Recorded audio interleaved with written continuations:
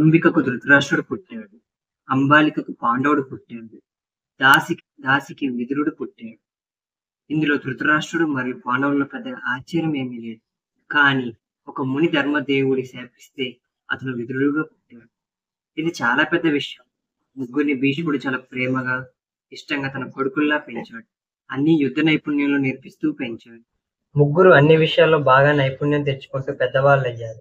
అందరికంటే ఎక్కువ బలం కలిగిన వాడు ధృతరాష్ట్రుడు. అందరికంటే ఉత్తమ విలువిద్యలో ఆరితేరిన వాడు పాండవుడు. అందరికంటే ఎక్కువ ధర్మాల్లో అనుభవం ఉండి త్యాగి అయిన వాడు విదురుడు. రాజ్యానికి రాజు ఎంచుకునే సమయం వచ్చింది. ధృతరాష్ట్రుడు బుడ్డివాడు కాబట్టి పెద్దవాడైనా కూడా అతనికి రాజ్యం ఇవ్వలేదు. అతను చాలా బాధపడుతూ కుంగిపోయాడు. విదురుడు అందరికంటే ధర్మాలు తెలిసినవాడు, అందరికంటే తెలివైన వాడు, చిన్నవాడు. అందుకే రాజు పాండవుడయ్యాడు. పాండురాజుగా హస్తినాపురానికి రాజు అయ్యాడు.